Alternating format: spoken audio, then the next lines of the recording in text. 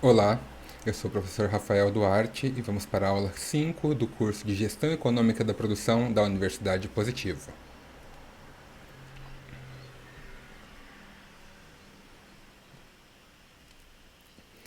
Nós iremos tratar na aula de hoje a respeito da inflação e do impacto dela nos investimentos no capital.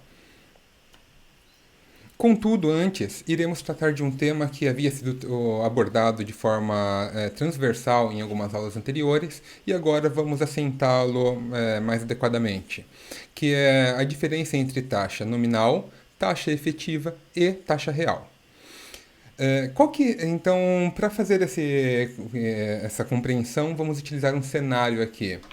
Qual que seria a taxa efetiva de uma operação com a taxa de 15% ao ano, que trata de capitalização mensal? Esse é um cenário bem comum ao transacionar com bancos. Eles utilizam essa terminologia, uma taxa anual com capitalização mensal. Então, utilizando a fórmula padrão que nós estamos acostumados, já aprendemos a utilizar, iríamos fazer uma conversão de taxa de 15% ao ano para taxa mensal, que seria igual 1,15 elevado à inversa de 12 menos 1.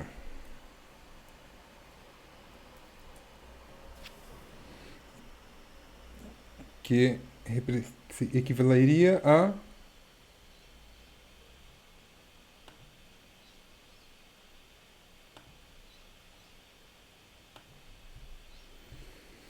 cerca de 1,17% ao mês, ok? Contudo, quando utiliza o termo com capitalização mensal, o que ele está dizendo é que ele não utiliza esse mesmo mecanismo. Isso é uma taxa nominal. Então, com o ano de 12 meses, a taxa mensal seria pegar os 15% ao ano e dividir por 15. E dessa forma, nós teríamos uma taxa mensal de 1,25 ao mês. Então, antes de começar a fazer os cálculos, nós deveríamos ir pegar a taxa de 15%.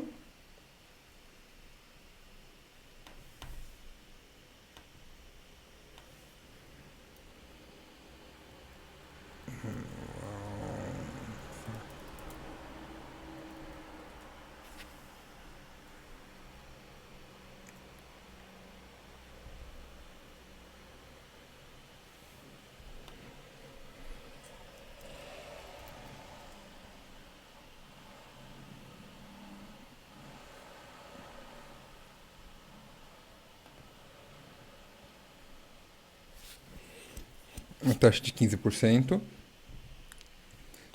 E quantos meses? Tem um ano, temos 12 meses. Então, a taxa mensal seria igual a essa dividido por 12.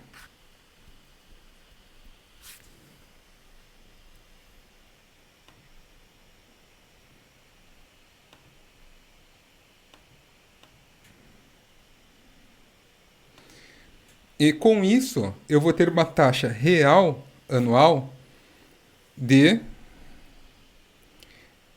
esse valor mais 1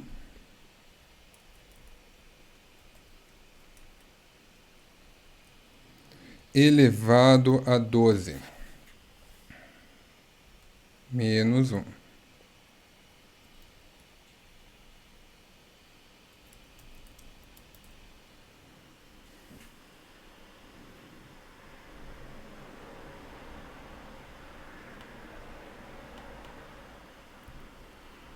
Que dá cerca de 16,07%.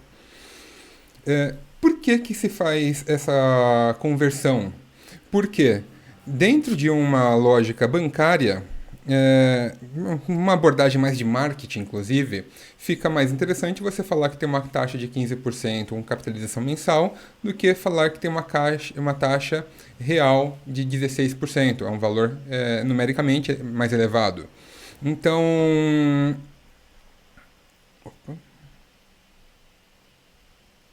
16,08 ali com uma casa decimal a menos. Então, nesse cálculo que foi feito aqui, a gente vai sempre utilizar a taxa efetiva e não a taxa nominal, embora a taxa nominal pode estar muitas vezes no enunciado ou no contrato, no mundo real de uma transação financeira.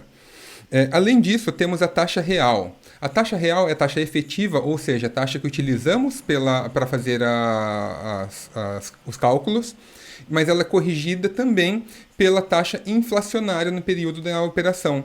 Então, se eu tenho uma taxa de capitalização de 1% ao mês no investimento qualquer, mais juros, a taxa real, a taxa que eu vou utilizar no meu cálculo, vai ser essa taxa já com os juros, ok? Então, essa taxa com os juros a gente chama de taxa real. Como a gente vai falar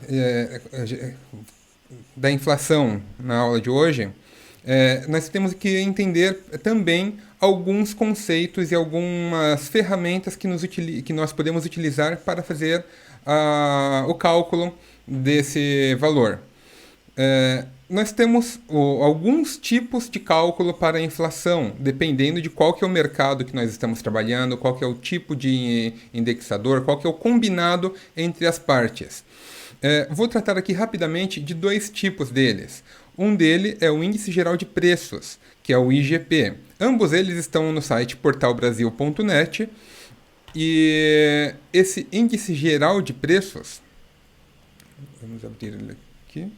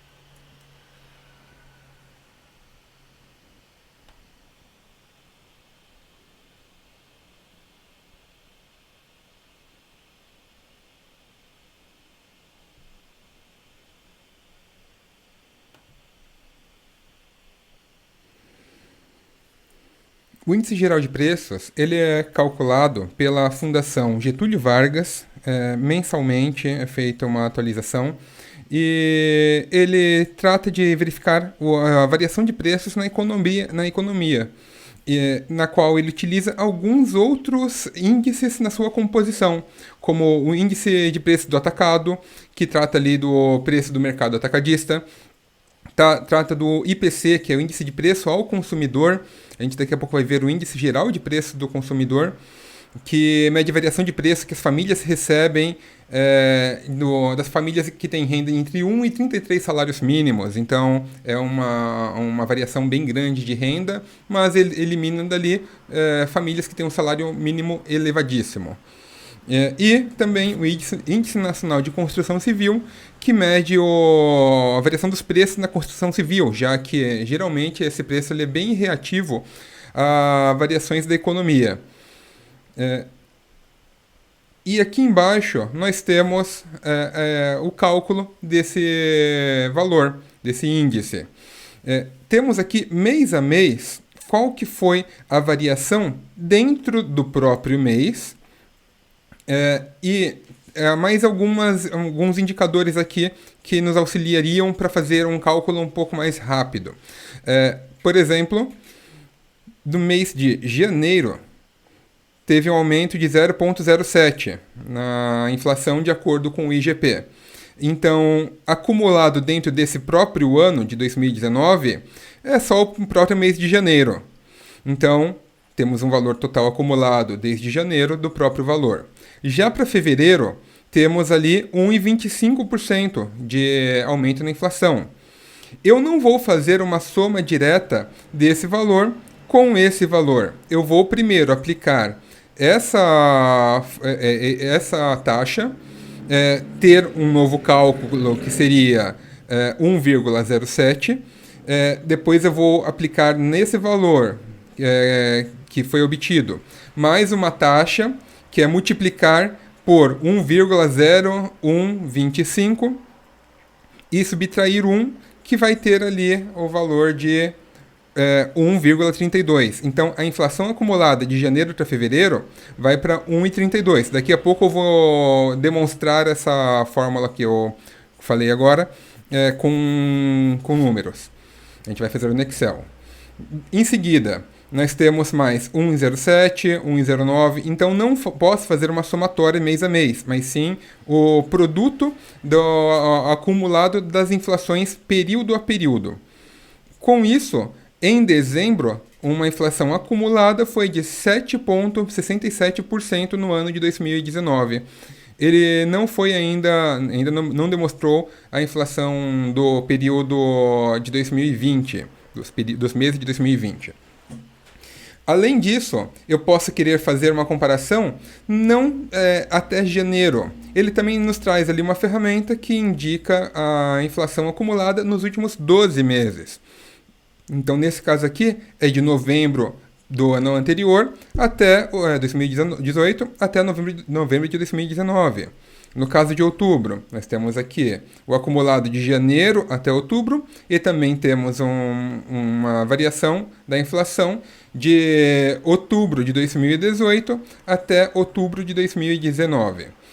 Tivemos ali uma queda, uma inflação negativa, uma deflação em 2 meses, dezembro e novembro de 2018. Época de eleições no Brasil, a economia tinha algumas expectativas relacionadas a isso. Tá legal? Por isso que tem ali uma queda na inflação acumulada no período de um ano.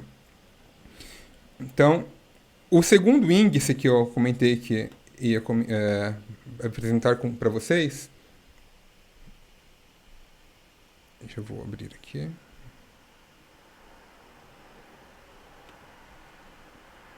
Também está no Portal Brasil, também é calculada pela FGV, Fundação Getúlio Vargas.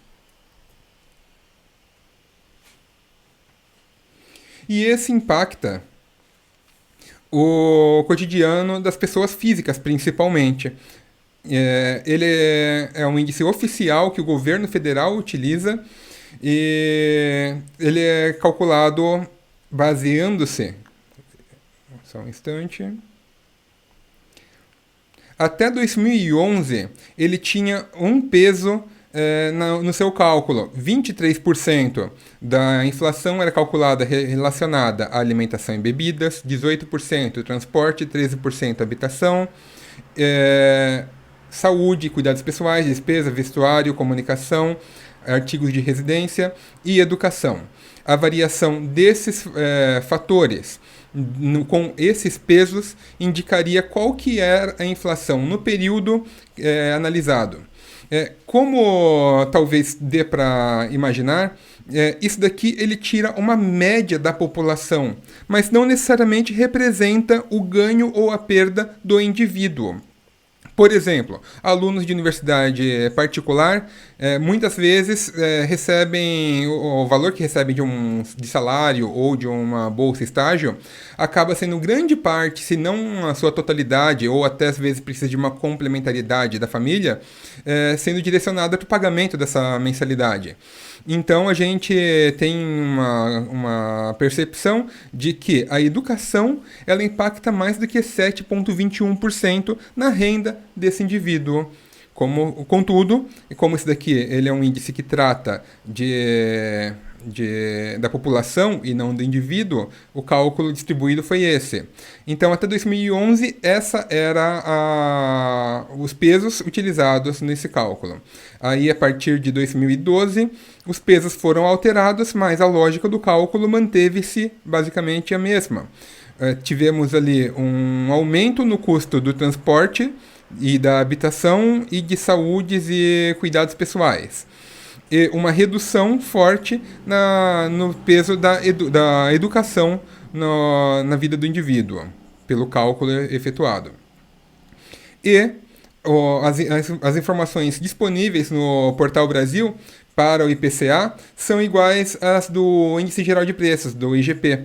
Então, eu tenho ali, dentro do período analisado, eu tenho o índice acumulado de janeiro até o período em questão, tenho o índice acumulado nos últimos 12 meses e uma última coluna que eu não havia comentado anteriormente é o índice acumulado a partir de um período específico, nesse caso, janeiro de 93, no caso do IGP, acho que é mais antigo.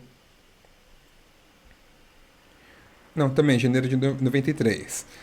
Para que serve esse índice acumulado aqui? Eu posso fazer o produto entre um período, alguns anos atrás, e o meu período corrente, o período que eu quero analisar, e a partir disso eu vejo a variação total dentro do período, ao invés de fazer o produto de período a período aqui, tentando fazer uma inflação cumulativa calculada índice a índice, período a período. Então, voltando aqui, nós vamos trabalhar com alguns tipos de taxas.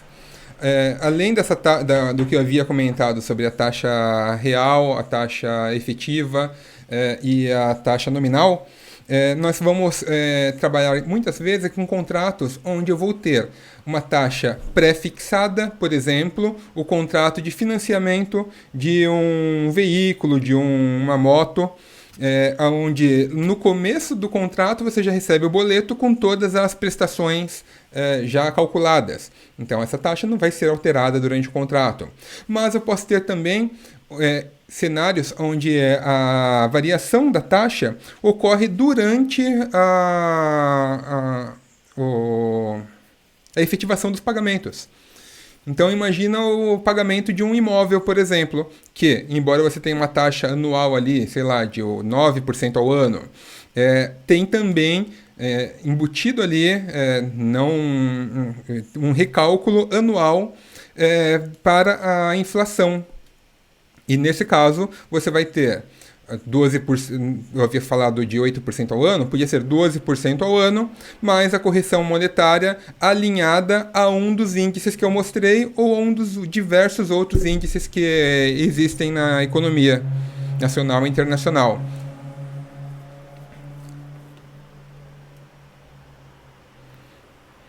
Então, a aula de hoje a gente vai entrar agora na parte dos cálculos e dos conceitos por trás de inflação e variação cambial.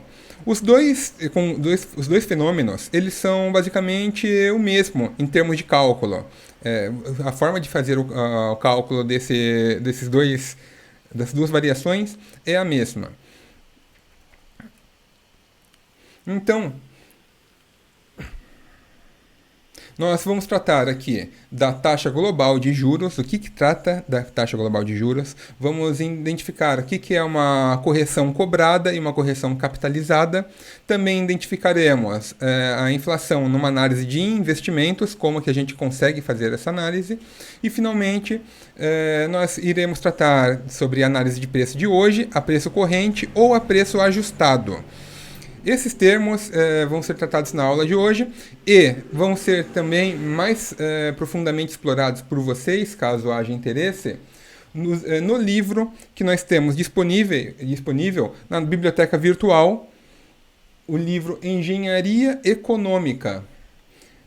Recomendo que quem tem interesse em começar a investir, começar a tratar de investimentos, seja em empresas, em bolsas, em capital, em commodities, leia esse capítulo inteiro, pois ele trata de uma forma mais aprofundada do que eu vou dar agora em aula para seguir a nossa ementa.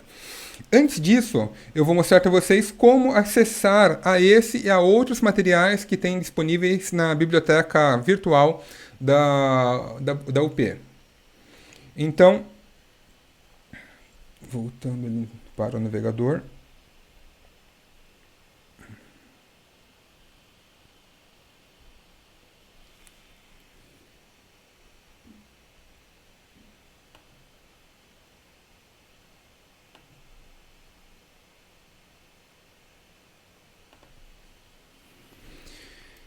intranet.up.edu.br. Opa, digitei errado, tem um typo. Então, esse é o site que vocês estão acostumados a fazer o logon para poder acessar a sua intranet, o AVA, o aluno online. Então, fazendo o logon, vocês estão aqui, ambiente virtual, docente, coordenador online. Aqui embaixo, biblioteca UP. Poderiam ir direto também para biblioteca.up.edu.br, mas o problema disso seria que vocês não estariam logados no sistema. Então ele não daria acesso ao conteúdo que vocês vão buscar agora. E aqui, pesquisa integrada. Antigamente a gente utilizava o consulta ao acervo Pergamon. Agora a gente vem aqui, consulta integrada, pesquisa integrada, e busca o material que procura. Engenharia econômica.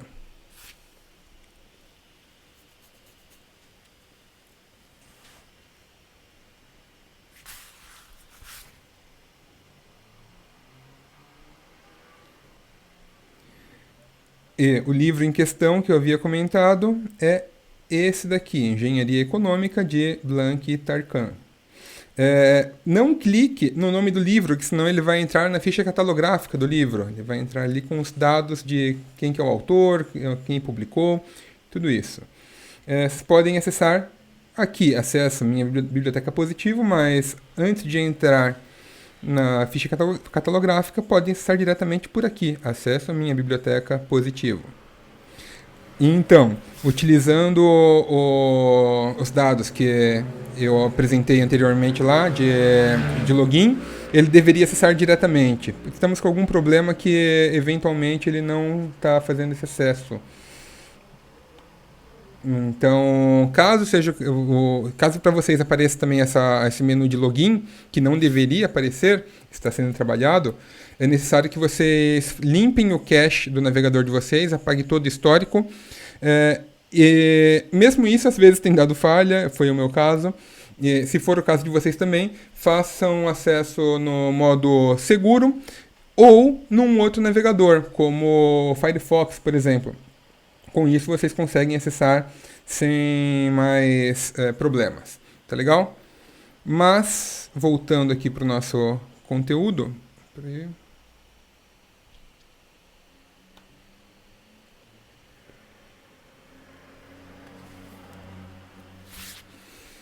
Taxa global de juros, correção, havia comentado. E antes de aprofundarmos nesses termos mais complexos, vamos tratar de algo mais próximo do nosso dia a dia. E o que é a inflação? A gente é bem comum ouvir esse termo aí no noticiário, mesmo em casa, e muitas vezes a gente não para pensar exatamente o que significa isso, ou para que serve, né? Se é que serve para alguma coisa. Então, a inflação é a perda do poder aquisitivo da moeda. É uma desvalorização do dinheiro que você tem. E isso pode ser causado por diversos fatores. Pode ser causada por um aumento da demanda. De repente, eu tinha um produto que era pouco consumido, mas identificaram ali uma nova utilidade para ele e ele começou a ser demandado. Esse item tende a ter um aumento de preço. Redução da oferta. Tinha diversos concorrentes numa mesma área e eles quebraram, sobrou só a minha empresa. E eu consigo aumentar o preço e manter uma demanda adequada na minha operação. Aumento do custo produtivo. Um produto que era fabricado com determinados recursos, que esses recursos sofreram inflação, essa inflação acaba sendo repassada para o consumidor. Ou então o processo acabou tornando-se mais caro devido a novas tecnologias, por exemplo, ou novas demandas. Aumentou a qualidade solicitada pelo cliente. Se aumentou a demanda de qualidade, o processo torna-se mais caro e com isso eu tenho que repassar esse custo para o cliente. Especulação é um fenômeno que acontece no mercado, que, por exemplo, uma empresa que tem uma empresa multibilionária, a Amazon, ela resolve que ela vai comprar um pedaço de uma empresa menor, o Mercado Livre. Nesse momento, ao identificarem que ao mercado identificar que há uma expectativa de uma empresa grande a comprar ações do Mercado Livre, ele pode se mobilizar a segurar as ações e não transacioná-la mais numa bolsa de valores, por exemplo. Ao fazer esse movimento,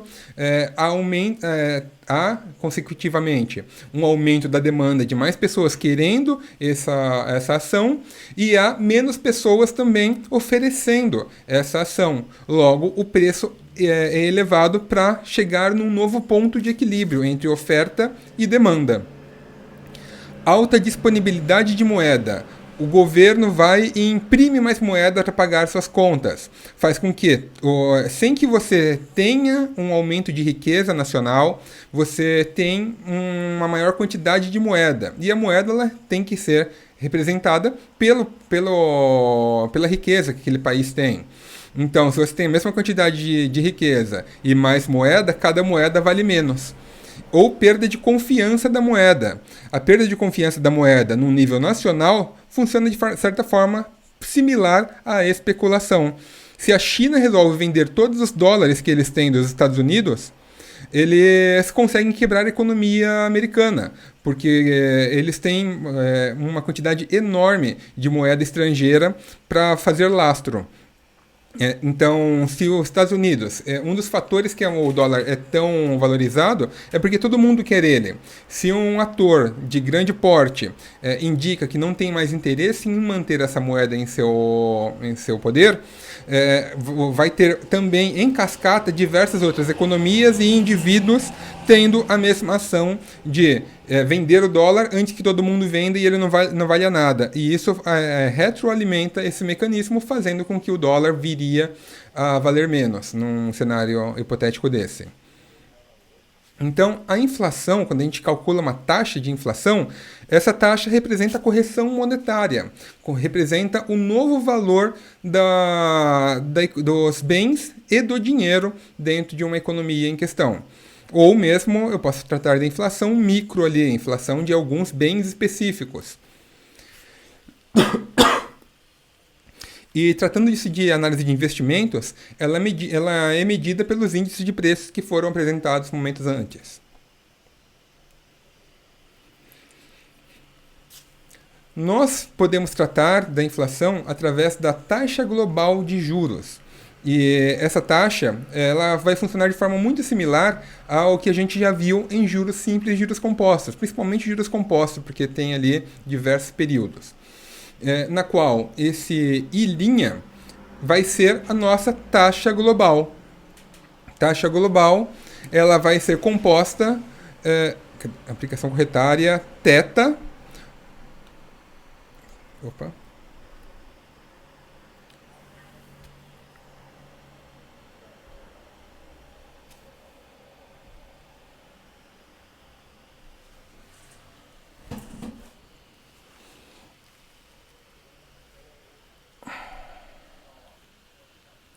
Então, aplicando a correção monetária θ, obtemos o principal, que é o valor presente, o valor inicial, corrigido monetariamente. Então, o nosso valor presente, original, gastei 10 reais, coloquei 10 reais na conta um período atrás, na conta corrente, e esse valor não foi atualizado.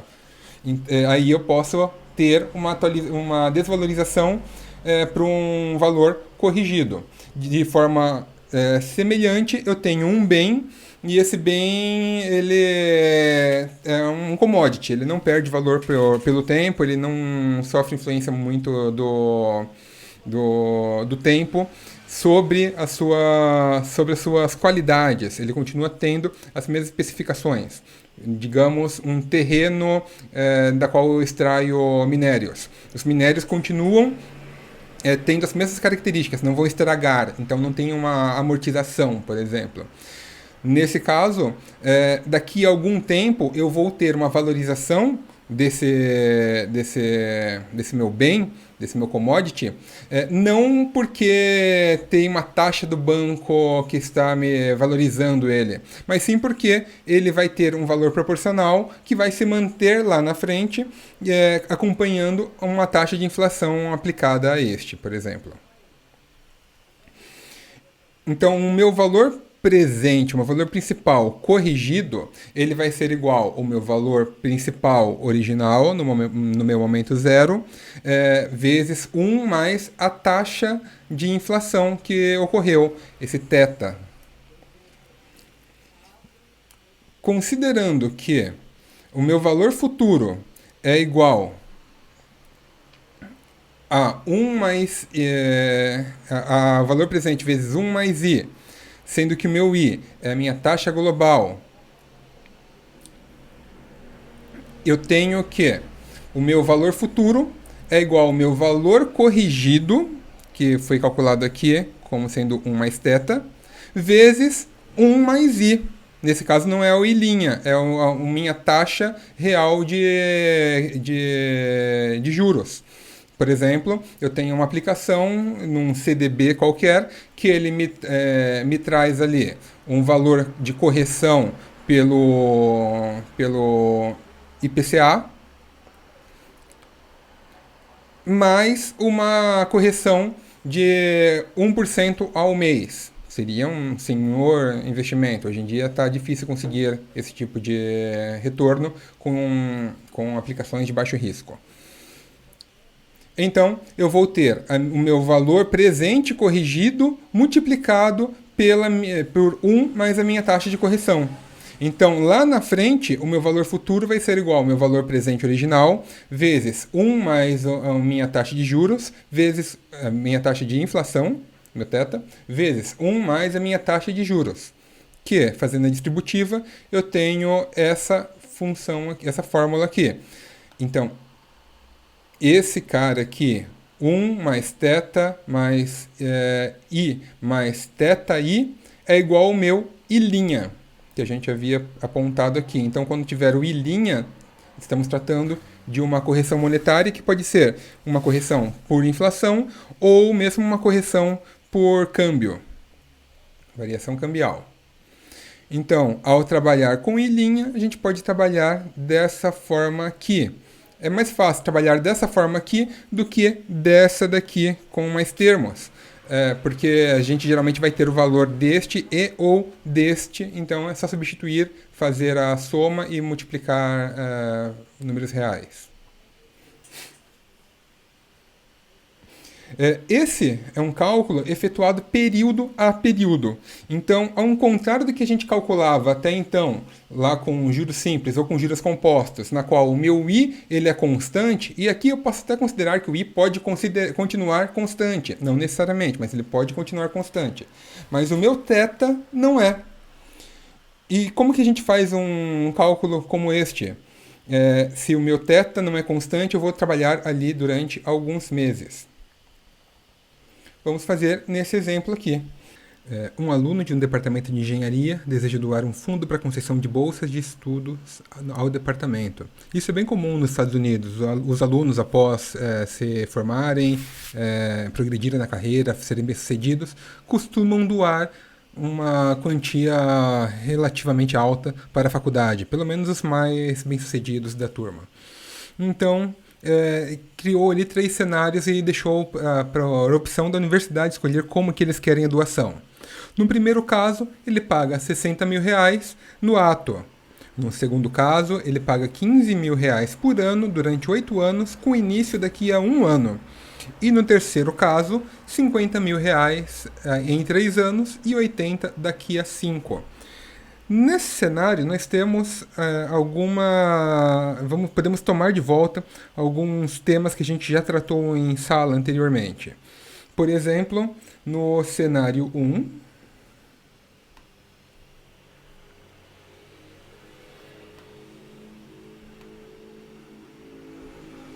travou aqui, pronto.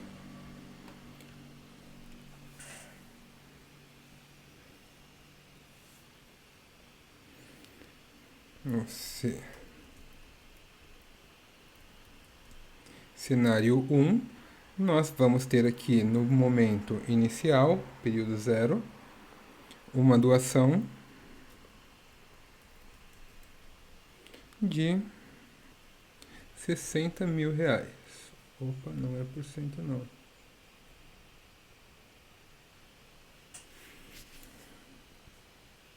Deixa eu abrir uma nova planilha aqui.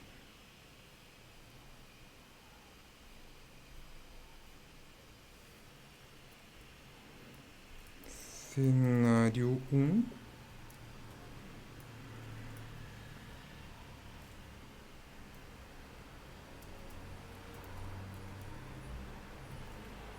De R$ 60.000.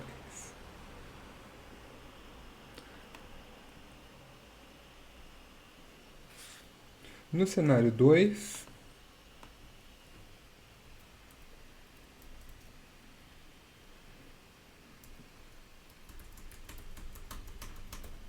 por 8 anos ele vai doar um valor de...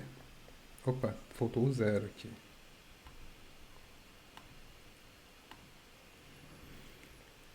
O valor de R$ 15.000.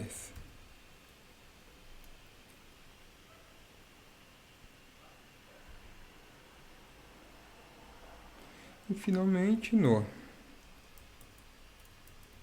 cenário 3,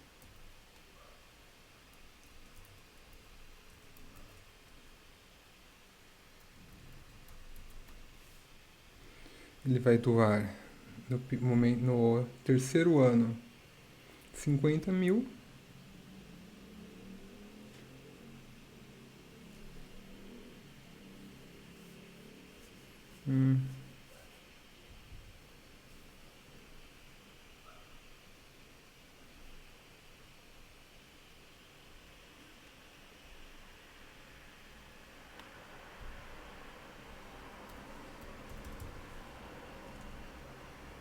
E depois vai doar 80.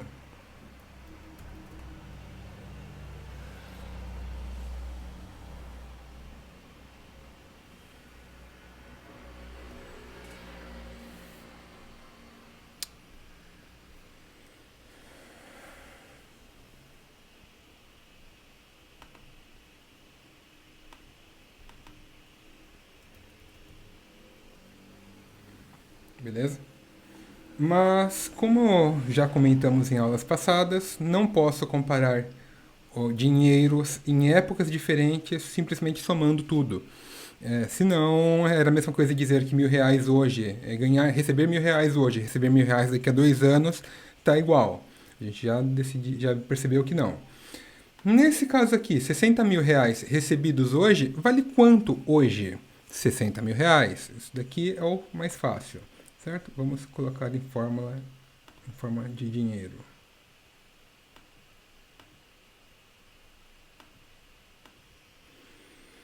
No segundo cenário, eu posso resolvê-lo de algumas maneiras. Mas, em primeiro lugar, deixa eu terminar de ler o enunciado. Da perspectiva do departamento, os responsáveis querem escolher o plano que maximize o poder de compra dos dólares recebidos. Então, tem que escolher a opção que tenha o maior poder de ganho, o maior poder de compra, ou seja, o que seja mais vantajoso, né?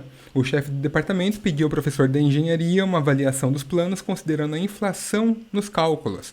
Então, não vamos considerar apenas o poder de ganho desse dinheiro em termos de investimento, mas também a inflação prevista. considerando que a doação rende uma taxa real de juros de 10% ao ano. Ou seja, a universidade trabalha com esse dinheiro e ele acaba retornando 10% ao ano, seja por investimentos, seja por compra de capital. Sabe lá como que a universidade faz isso, não vem ao caso. Mas 10% ao ano esse dinheiro cresce na forma de juros e há uma expectativa de inflação de 3% ao ano. E no caso desse exemplo, o doador não falou que ele vai atualizar a doação pela inflação. Então ele vai doar 15 mil reais. Não importa se no futuro 15 mil reais valer menos, certo? Ou dólares, no caso do exemplo, mas vamos trabalhar com real mesmo. Então, primeira coisa, vamos lá demonstrar as taxas. Inserir.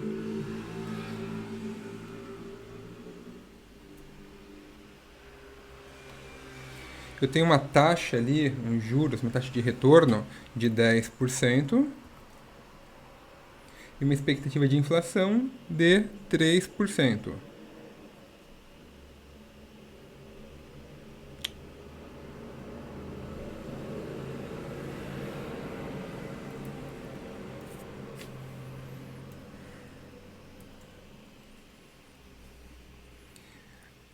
Como que eu posso fazer essa conta aqui? O ideal é que, para que eu evite fazer muitas contas, eu utilize uma taxa única, que seria ali o nosso I', de acordo com o que foi enunciado no começo.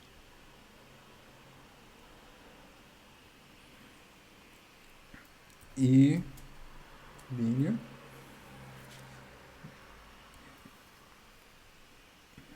que vai ser igual a 10%, ou vamos usar a forma de sempre, né? 1 mais 10%, eu ia fazer o invertido, vezes 1 mais 3%, menos 1. Aqui não é real, aqui é porcentagem. E, aumentando a resolução, 13,3%.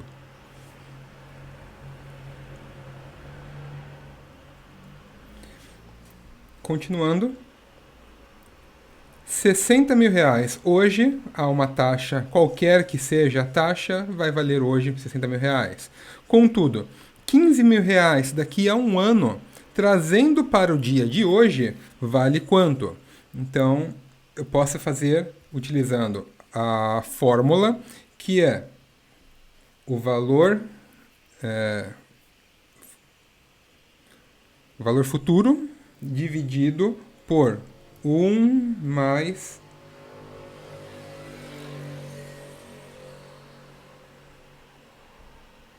F4 elevado a quantidade de períodos que esse dinheiro vai estar sofrendo uma operação de desconto, ok? Então, a mesma forma que a gente havia estudado desconto lá durante juros compostos, é a mesma função que a gente utiliza aqui. E posso manter até embaixo a mesma função, a mesma fórmula. Tá aí. Se eu aí, dando um total de igual soma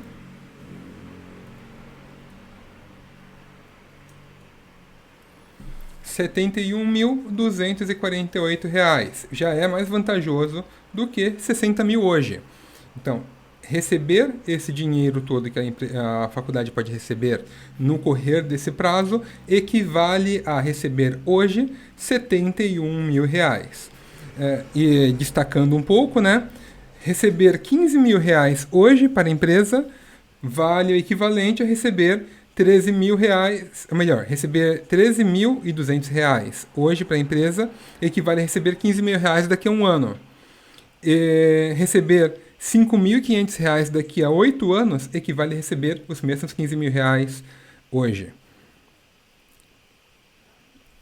Inverti, perdão. Receber 15 mil reais daqui a 8 anos equivale a receber 5.000 reais daqui a 8 anos. Tá? Então, a soma desses valores equivale que a empresa vai receber 71 mil reais na data de hoje, o que é melhor do que 60 mil reais.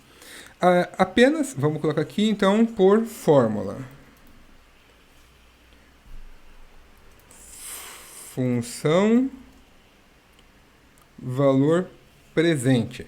Eu posso utilizar o Excel de algumas formas. Então, ao invés de digitar a fórmula ali, de repente eu não lembro, de repente é mais rápido eu digitar a função. Então, a função de valor presente, ela precisa de uma taxa, que está aqui, travando com F4. Precisa do número de parcelas, então aqui é número de períodos, um período. Precisa do valor do pagamento, se eu estivesse falando de uma série uniforme, ainda não estou falando de série uniforme, e o valor futuro, quanto que eu vou ter ao final da transação de um ano, 15 mil. Aqui indifere se é começo ou fim, porque não estamos trabalhando com série uniforme. Fechei, tive ali o mesmo 13 mil. Com a diferença que no Excel, a ferramenta, como eu havia comentado com vocês, ela considera que se a entrada é positiva, a saída é negativa para fechar o fluxo zerado. Então, da mesma forma que a gente desenha o diagrama do fluxo de caixa, no Excel é possível fazer dessa forma. Voltando para cá. Como não podia deixar de ser, o resultado foi o mesmo. Uma maneira de fazer ainda mais ágil essa função é reconhecendo que trata-se de uma série uniforme postecipada, já que começou a pagar no período 1. Então, função valor presente de uma série uniforme.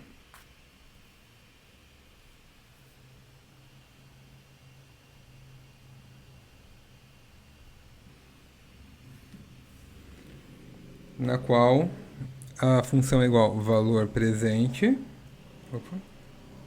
valor presente, com a minha taxa sendo ainda os 13,3.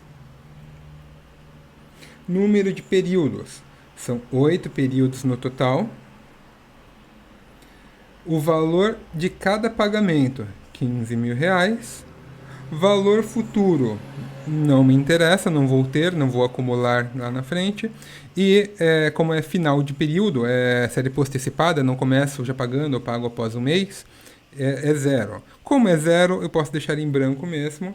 Então, assim ou assim, o resultado vai ser diretamente os 71 mil. Novamente, quando utiliza a função do Excel, ele vai deixar o sinal invertido. Então, Ctrl X, Ctrl V. E aqui é a soma. Apresentei para vocês agora 3 formas de fazer a mesma conta, o mesmo cálculo, ok?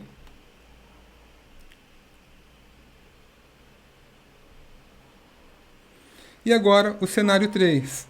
No cenário 3, como não é uma série uniforme, temos ali 2 pagamentos, eu vou ter que trazer os 2 pagamentos para o período, para o valor presente.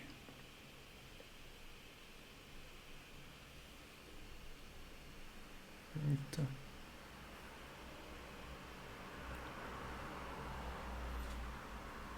deu um erro aqui.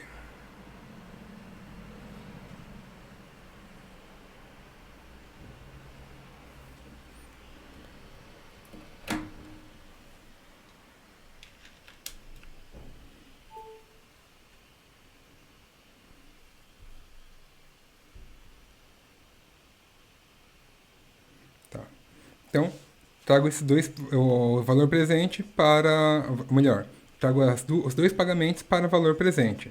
Como isso, posso utilizar essa ou essa fórmula, dá na mesma.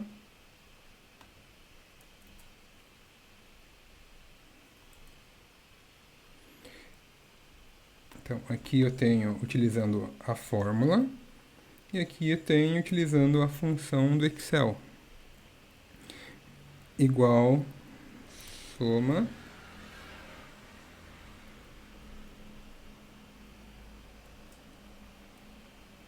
Ctrl C, Ctrl V.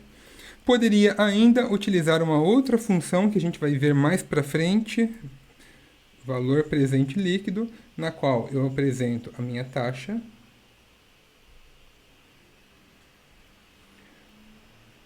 e cada um dos valores que estão sendo ponderados. Opa, faltou o 0.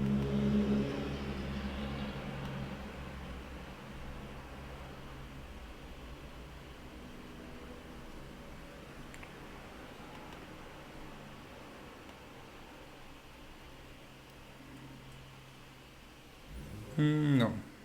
Errei alguma coisa na utilização dessa forma. Ok, não vem ao caso. Então, dos 3 cenários, primeiro cenário, 60 mil reais. Segundo cenário, 71 mil reais. Terceiro cenário, 77 mil reais. A maior vantagem, então, realmente é aguardar por 3 anos para receber 50 mil e por mais 2 anos para receber 80. Com isso, seria equivalente a receber hoje 77 mil reais na ótica da empresa, da faculdade. Ok?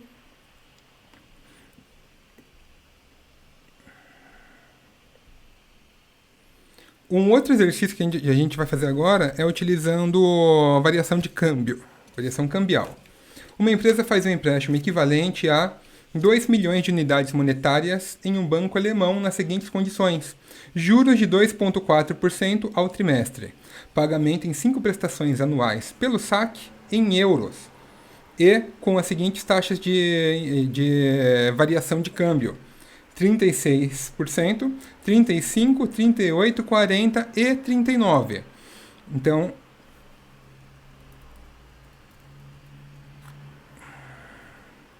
temos essas variações de câmbio que vão ser calculadas como que vai ser feito o pagamento.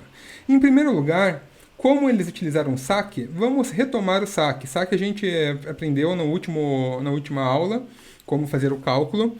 Então, vamos aqui. Juros. Tá. O valor, 2 milhões.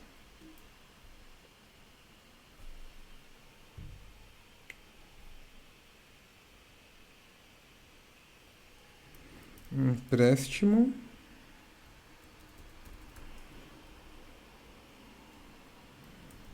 Juros. 2,8 ao trimestre.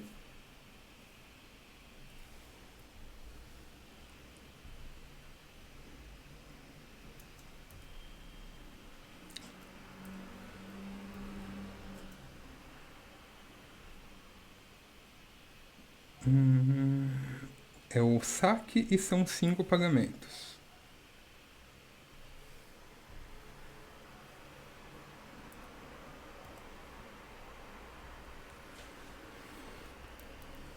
Primeira coisa é de converter os juros.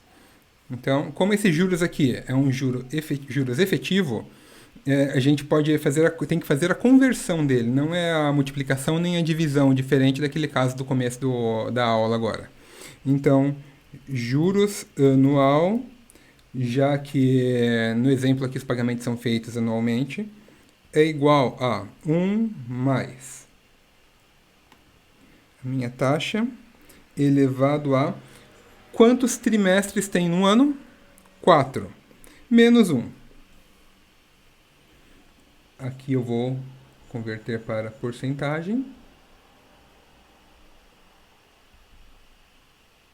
Nos casos tá bom. Então, no saque eu vou verificar aqui o meu período, juros, amortização, pagamento e saldo. Ok? Da mesma forma que a gente fez na última aula. O meu saldo inicial vai ser igual ao valor do empréstimo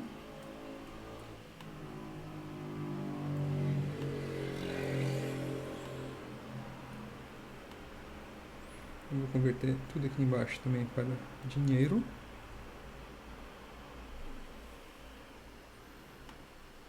A minha amortização vai ser igual ao valor emprestado dividido por número de parcelas. F4. Aqui agora eu consigo clicar aqui e arrastar, já que é a mesma coisa. O meu saldo período a período vai ser igual ao saldo anterior menos o quanto foi amortizado. O meu juros período a período vai ser igual ao meu saldo anterior vezes a minha taxa de juros. E o meu pagamento é igual ao meu juros mais a minha amortização, que é constante. Sistema de amortização constante.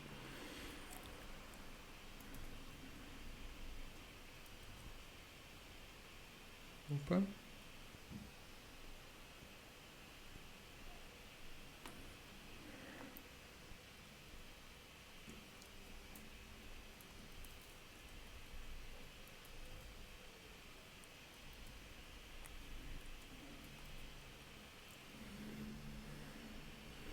E para fechar o processo do saque, opa, cometi um engano aqui.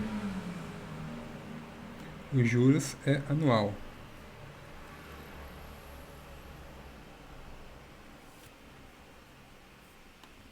Cuidado, isso vai acontecer bastante. Uma forma de evitar isso é praticando bastante para você ver que o valor do juros estava muito baixo. Foi o que aconteceu agora rapidamente. Mas a atenção também é essencial. Soma.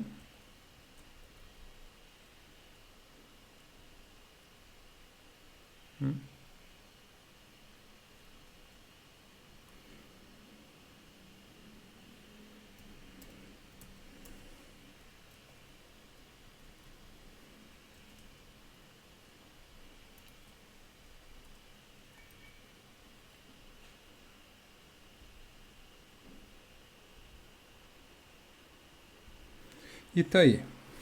2 milhões mais 700 mil, 2 milhões e 700 foi o total que foi desembolsado para quitar essa dívida. Ok? Mas isso daqui é se eu tivesse pego um dinheiro num banco brasileiro, não tivesse tido inflação, não tivesse tido variação de câmbio e tivesse feito pagamento de acordo com as taxas de juros do banco. Contudo, o meu banco, o banco que eu utilizei aqui, foi um banco alemão. Logo, tem ali a variação da taxa de câmbio. Então, vamos primeiro começar pela mesma base, ok? E vamos trabalhar agora com a correção capitalizada.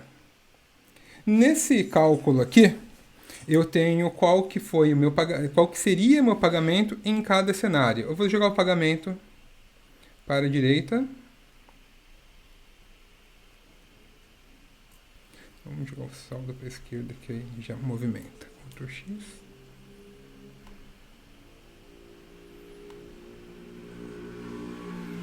Tá aí. Então, esse já havia sido feito o cálculo inicial do meu pagamento. O banco lá está esperando receber a cada ano esse valor convertido para a moeda deles e atualizada pela variação cambial. Então, qual que foi essa variação cambial? Meu θ de variação cambial, que foi de 36%, 35%, 38%, 40% e 39%. Então,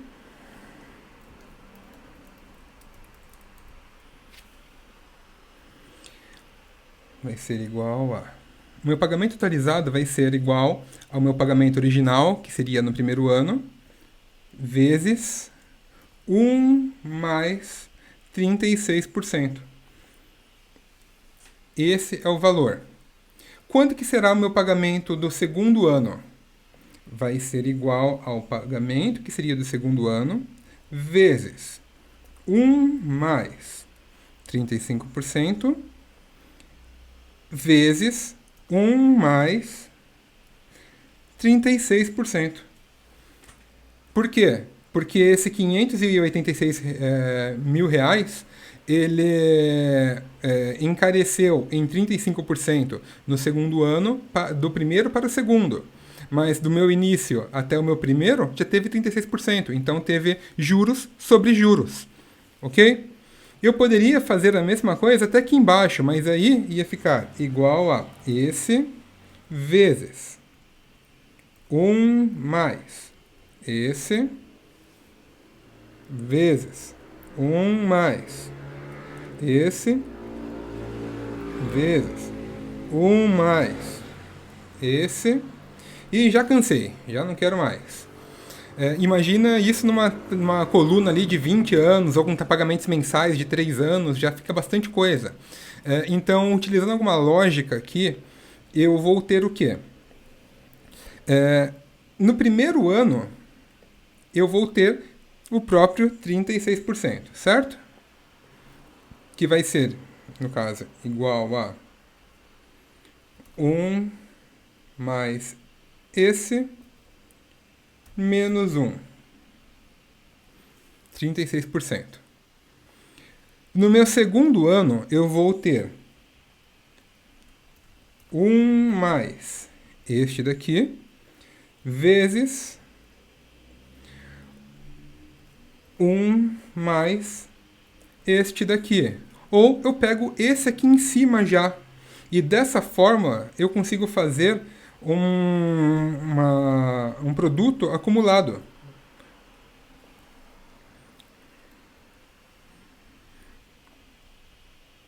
Opa, faltou 1. Menos 1. Tinha ficado demais, até por uma conta alta assim. Então, subtraio o 1 sempre. Que dessa forma, eu tenho aqui qual que é a minha taxa a ser aplicada no valor da prestação. Ok? No valor do pagamento aqui. Essa é uma forma, mas aí como que eu vou fazer a utilização dela? Venho aqui, faço o valor da prestação original vezes 1 mais esse valor aqui. Mesma coisa. Vem lá, a fórmula mudando um ou outro, continua com o mesmo valor. Está certo?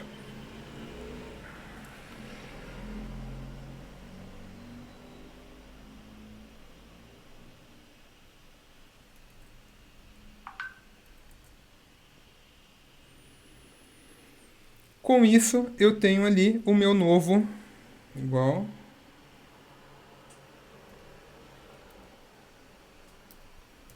soma, o meu novo total de desembolsos. Só a última prestação foi maior do que o valor que eu peguei emprestado originalmente. Foi um total de 7.260.000. 3 vezes e meia, mais do que isso, vezes o valor original da minha prestação. Entende? Esse daqui é a forma de correção capitalizada.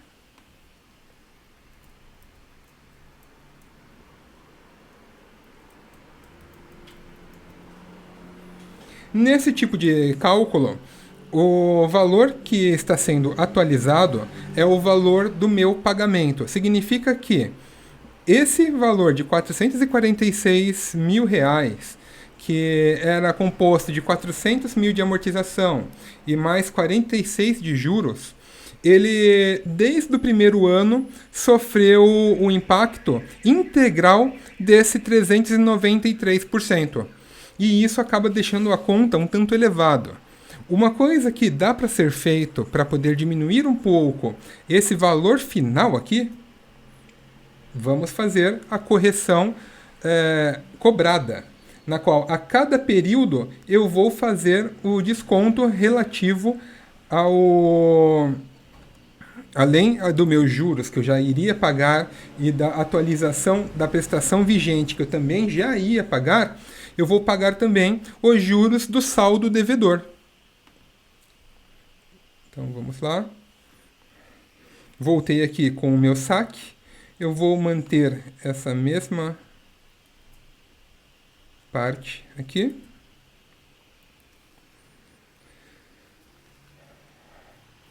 E trabalhando com meu N, juros, amortização, eu vou colocar aqui uma coluna a mais, que é a da inflação.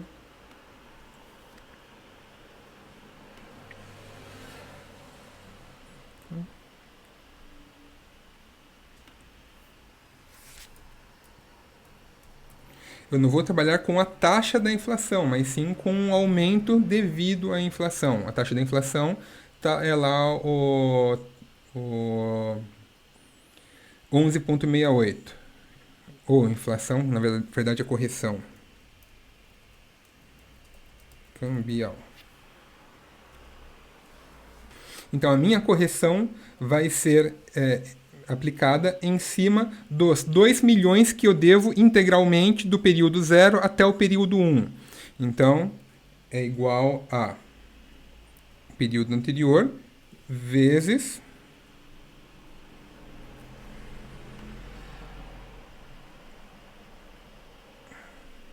não, perdão, o que eu falei foi errado. Vezes a minha taxa da inflação no período.